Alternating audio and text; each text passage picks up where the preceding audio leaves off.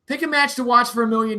Triple H versus Cena at 22 or Lesnar versus Roman at 34. Lesnar versus Roman because it's shorter. But Hulk Hogan is here. The fans are ready. And let's go to the ring introduction to Michael Buffer. Here we go. Flair versus Hogan. Ladies and gentlemen, welcome to the Clash of Champions featured match of the evening.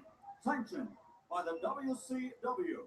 Officials in attendance, Commissioner Mr. Nick Bockwinkel. And when the bell rings, the referee in charge of the action, Randy Anderson. And now, for the moment the world has been waiting for, the rematch. The rematch of two of the greatest professional wrestlers in the history of the sport. Ladies and gentlemen, from the heartland of America, Cedar Rapids, Iowa, let's get ready to rumble!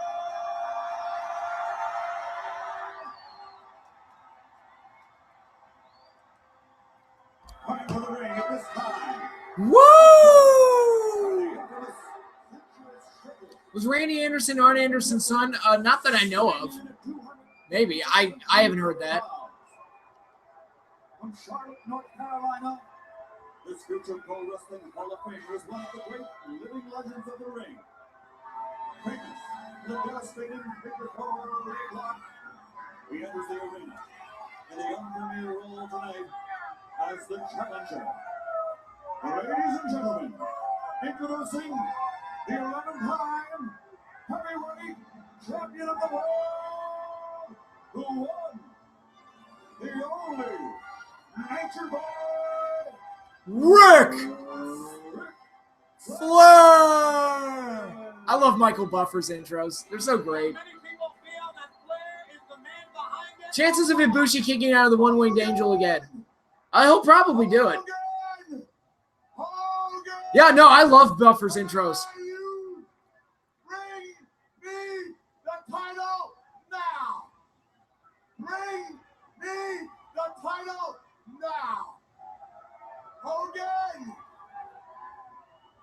All right, fans, we will. Hogan! Woo! We will have the introduction of Hulk Hogan right after this timeout. On the Ibushi in DDT is the only person to ever kick out of the one-winged angel back in 2012. Interesting. American Bride.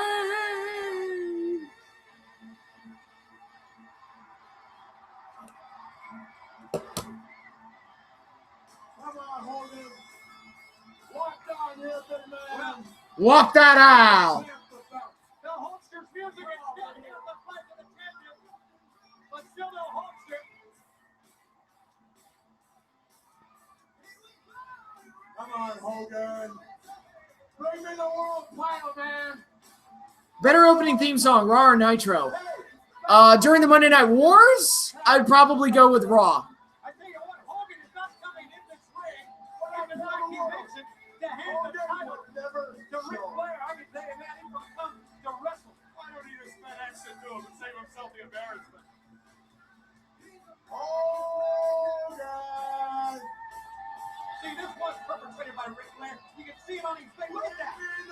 Shabani, Hogan. wouldn't you have proof?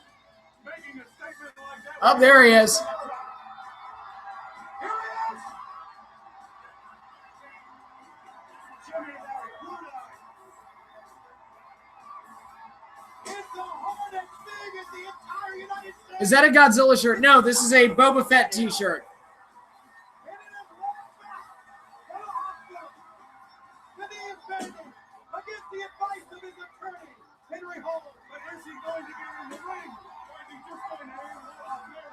What do you think? I think he's just getting in the ring and fight. He's too young. He's a smart man. He's hitting the fight. But we all know when the people get behind Hulkamania, nothing will stop that boy. Worst theme, X Factor faction theme in 2001 or Billy and Chuck theme from 2002? The X Factor theme. Billy and Chuck's theme was at least kind of funny.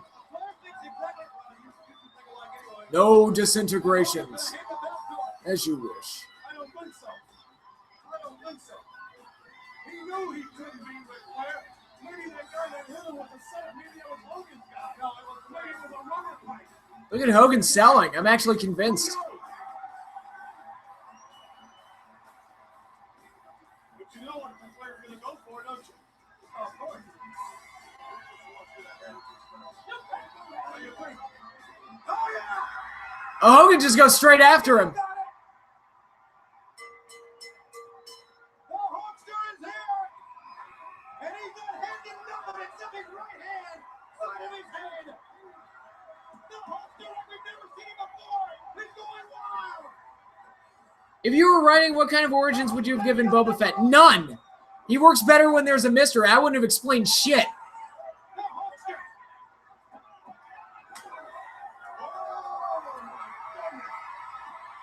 Oh, yeah, look at that.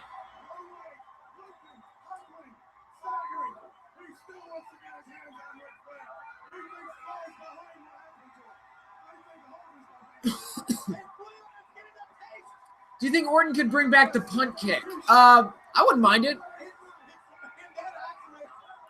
More popular wrestling taunt amongst wrestling fans, Too Sweet or Suck It? Well, Too Sweet, like, the kids can do Too Sweet. They can't do Suck It.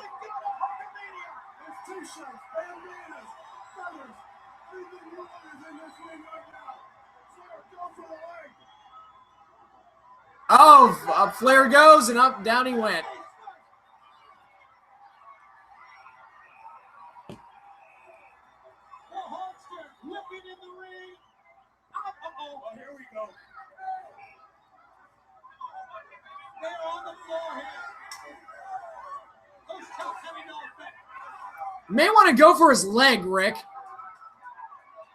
Hulkster. Kind of a big bullseye. It's all taped up and everything. Oh, into the ring post.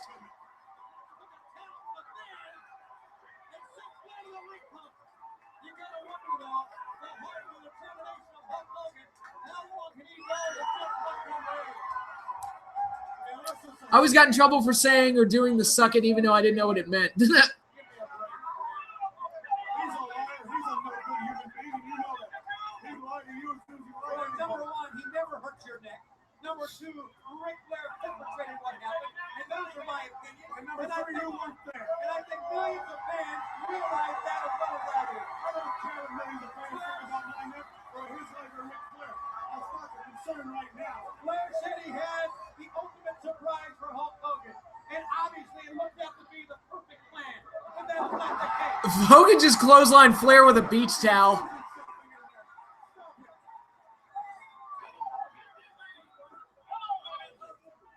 A warning from the referee. Favorite Boba Fett story? Probably Last Man Standing from the best, the Tales of the Bounty Hunter book.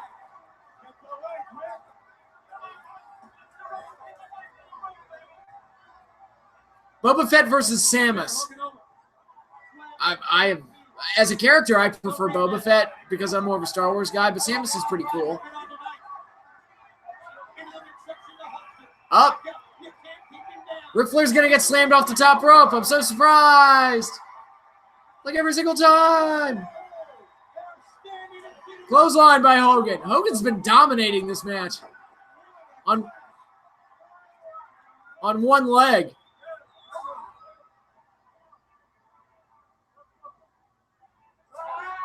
Oh, and Flair goes flying out of the ring now.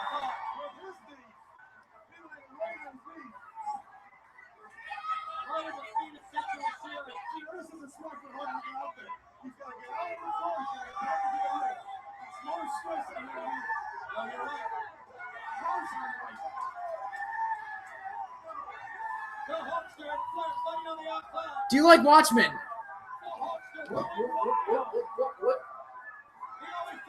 Yes, I do. I own a copy of it. It's one of the best comic books I've ever read. You know, graphic novels, whatever you want to call it. It's friggin' great. The movie I thought was better than I expected. Not great, but it was okay.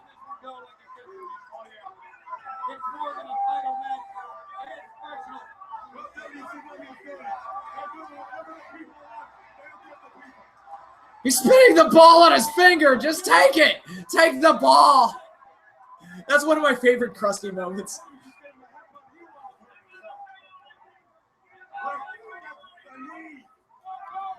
Yeah, even Heenan's like, dude, just hit him in the knee. What are you doing? Literally, there's a giant bullseye right there. Into the post. Ric Flair's getting destroyed right now. Hogan's got a chair. Flair's up against him. Oh my. Hogan's like, I don't give a fuck. Flair rolls the ring, and now here we go. This is a Hogan like I've never seen before. Yeah, I agree with that. I mean, look at his eyes. They're just classy and glazed. He's just looking at Flair and just wants to tear him apart. It's scary that you knew exactly where it was on the on that bookshelf of hundreds of books. I wouldn't call it hundreds of books. It is a lot of books. Suplex by Flair. Look at that. Stalling suplex, too.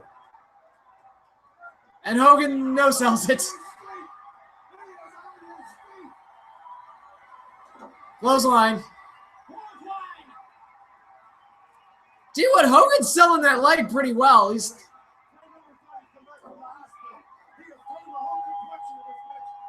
One more elbow? Nope.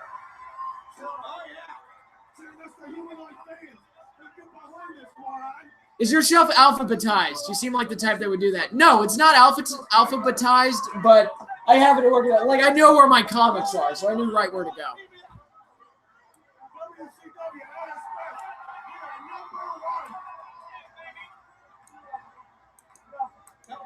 Guess how many books I own? Is it 0?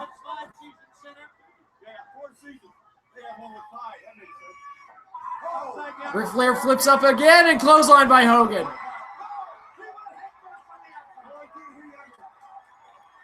Hogan's destroying him. This is like, dude, you're on one leg.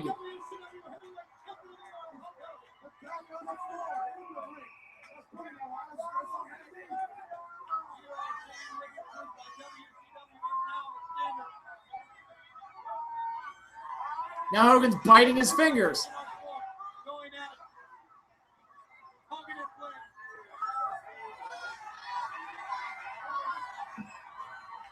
Okay, there's a woman, an old elderly lady in the front row that's swinging her cane around. She almost hit Hogan with it.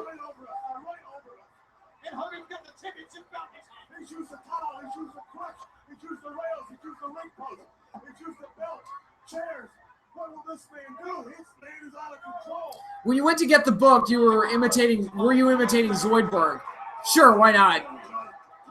Batman versus Spawn. Batman. I prefer Batman. Imagine Ric Flair doing the excellent when he saw Hogan limping. Excellent. Oh, now he's attacking the leg. There you go. It's almost like I should have done this from the beginning.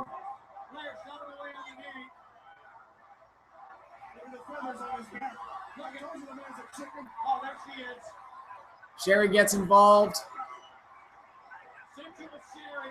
She just leg dropped Hogan in the nuts.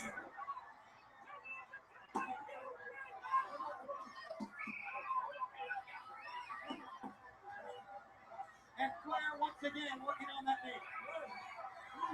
Ooh!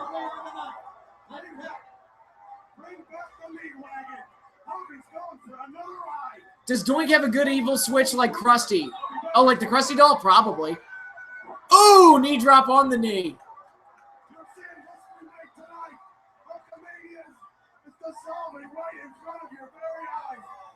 Any theories or suspicions on how Infinity War Part 2 might go down?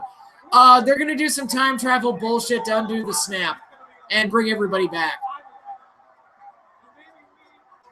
Thoughts on the live adaptation on Avatar: The Last Airbender that Netflix is going to produce? I have no interest in seeing it because I already have the show. So, oh, he went for the figure 4, but Hogan kicked out. Homer versus the Hamburglar, the Krusty Burglar.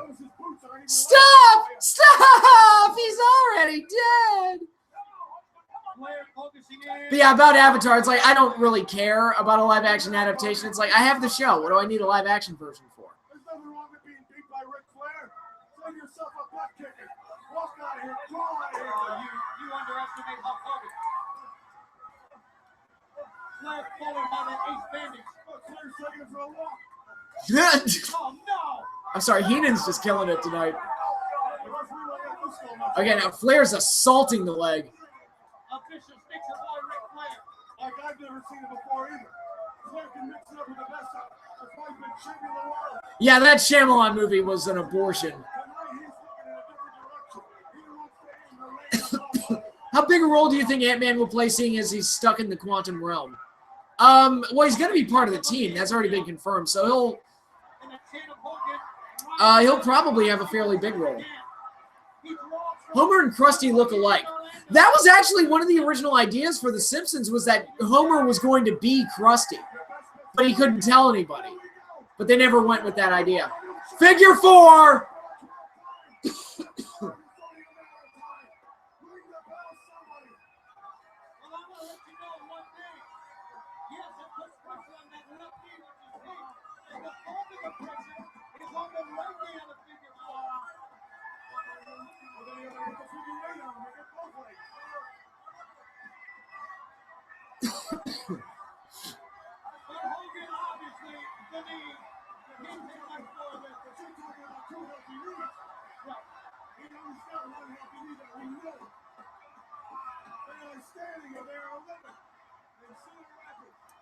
This is supposed to be baggy pants. Baggy.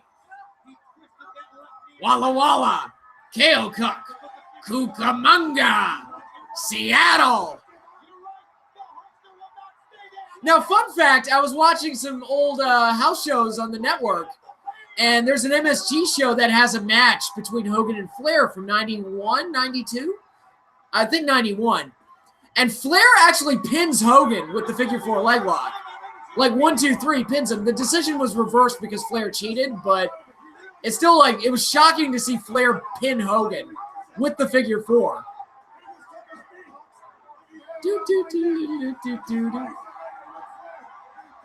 Hogan powered out of the figure 4 and he's limping around the ring.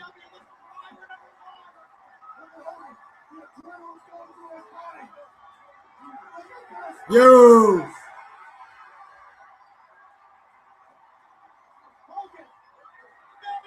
Here comes Hogan. Big boot! Oh, but he went down! Bad move going for the big boot.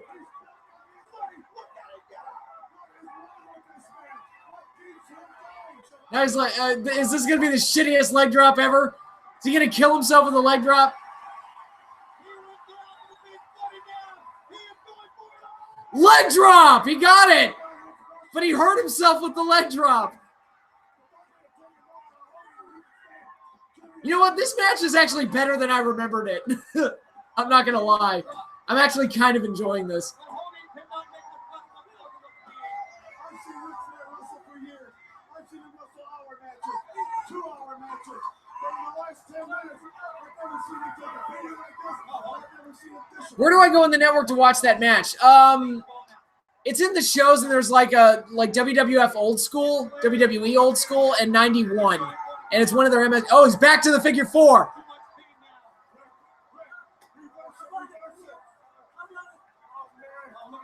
Is this Itchy and Scratchy a cartoon in the Simpsons world, or is that real for them like Hollywood movies for us?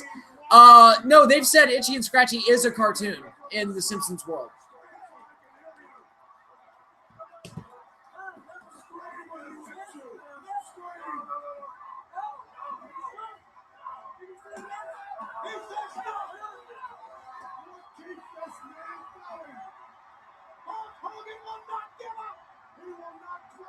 Hogan! Is he going to reverse the figure 4? He did it!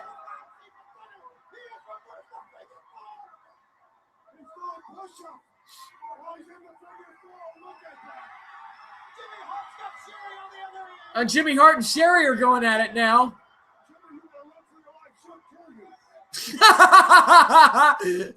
Bobby Heenan said, "You better run for your life. Sherry will kill." Oh, and Sherry just hit Hogan in the leg with her high heel. Hogan is down. I wonder what Buzzwinger's going to do about this. We got 8 count. 9, 10. And Hogan just got counted out. Ric Flair defeats Hulk Hogan. By countout, he doesn't win the title, but Ric Flair defeated Hogan. It happened on TV, no less. The winner is your boy Ric Flair, but Hogan will retain the title. The winner is once again heavyweight champion of the world.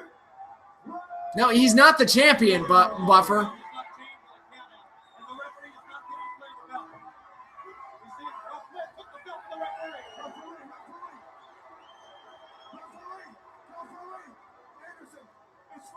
Champion. No, Flair's not the champion. That's exactly right. He is not the new champion. He has counted. He has counted Hogan up. The belt does not change hands. Shouldn't the ref have DQ'd Flair after Sherry hit Hogan's leg? I think they were playing it like the ref didn't see it.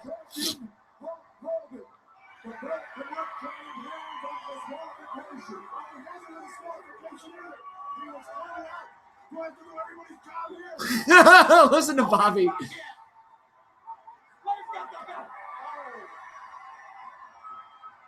It's Hulk Hogan's belt. He is back on his feet. The Hulkster loses to Ric Flair. Oh, there's the Masked Man again. Who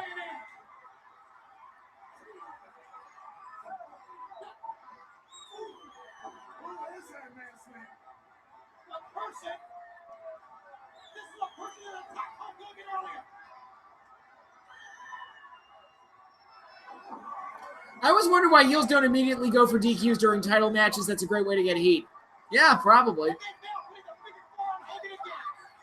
Figure 4 on Hogan again. And Brother Brudai runs like a thief in the night.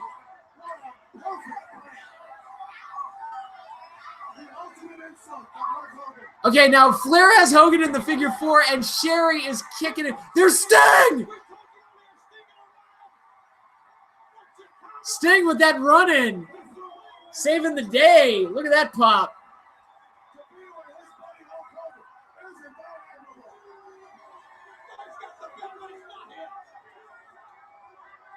And this would set up Hogan versus Flair at Halloween Havoc in the steel cage match, which was a retirement match for the title.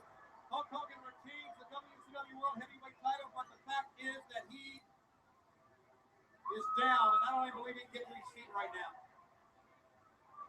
That's Arn. Was that Arn under the mask this time? Is Irish whipping someone onto the steel steps or driving him through a table at DQ? It used to be. I don't know if they still count it as one nowadays. Well, Hulkster, who was that masked man, Kimosabe? I have no idea. It obviously was the same man who attacked Hulk Hogan earlier. It obviously was a plant from Nature Boy Ric Flair. Well, see, this doesn't look good because it makes it look like Flair was involved in this.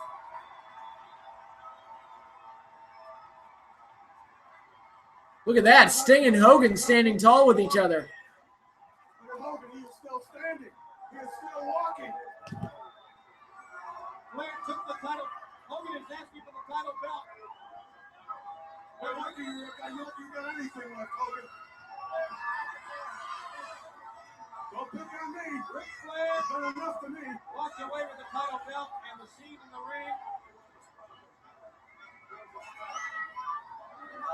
There's Greg Gagne, one of the WCW officials. Flair told him he had the ultimate surprise for Hulk Hogan.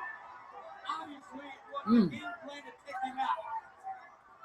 But Flair did not win the title. I know that. Ooh. And Flair knows it too. He took the belt. He doesn't have to give it back. He's just rubbing it in the wound. That's what he's doing. Hogan being helped to the back by Sting. Sting, the EMTs are still here. Oh, yeah, he's going back to that. He's going back to the hospital. He's going back to Bedpan City. He's going back to Bedpan City. Bobby, you've just been on fire tonight, man. There is a man hell-bent on getting his hands on Ric Flair again. All right. I'm told we're going to look at something here that happened during the match possibly. Hulk Hogan is still the heavyweight champion of the world, but the war between look at that, Hulkamania rules.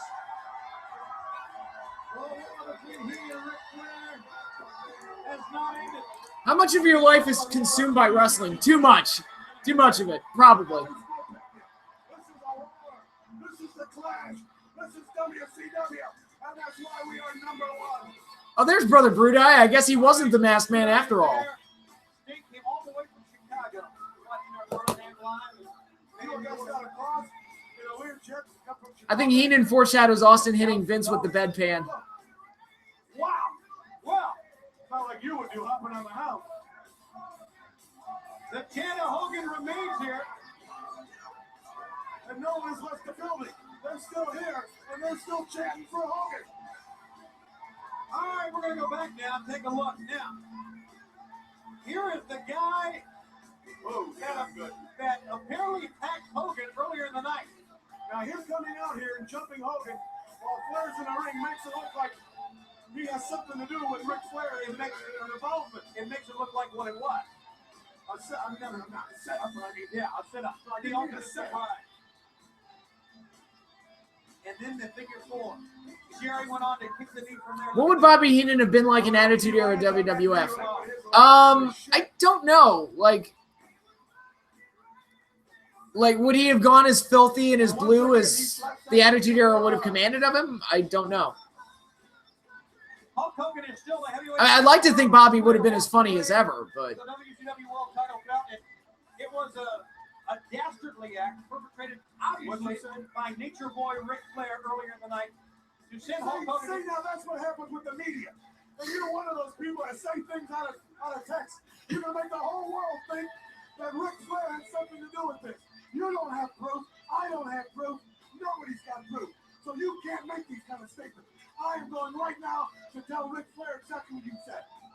I think it's pretty obvious. Why did the same guy get in the ring? Circumstantial evidence. Circumstantial evidence. The fact of the matter is, Hulk Hogan is Don't still you watch CNN? Don't you watch hearings? Hulk Hogan is still in the world. And fans, as we told you earlier, we have a tremendous program. 6:05 Eastern Time this coming. Bobby Heenan is ranting on the internet. He doesn't know it yet. The WCW World Tag Team Title. You see, they're letting Hulk Hogan back into the ambulance. They'll take him back. He's going back to the hospital, yo. Hulk Hogan is coming Saturday. And Sunday on my hotline, I'm going to try to get an interview tonight with the doctor and find out exactly what's wrong with the leg. I'm off to the hospital. Fans, it's been a tremendous Clash of the Champions. Thank you very much. For Cedar Rapids, Iowa, from all of us, good night, everybody. All right, that concludes Clash of the Champions 28. I gotta be honest, that show's better than I remembered it. I think largely because the Hogan Flair match actually came off fairly well, like much better than I remembered it being. And you know, you've got Steamboat and Austin, which was pretty good. The stuff with Dustin and Dusty Rhodes was a lot of fun, and you got that passionate promo out of it. And even the angle with Hogan being attacked by the Masked Man, even though it was a little on the nose with how it was trying to be topical, all that stuff came off well too, and that gave them a storyline throughout the night. So overall, a pretty solid episode of The Clash, I thought. When was the last time you watched that match? First time I saw it, back in when it first aired in '94. They need to inject more Hulkamania into Hogan's leg.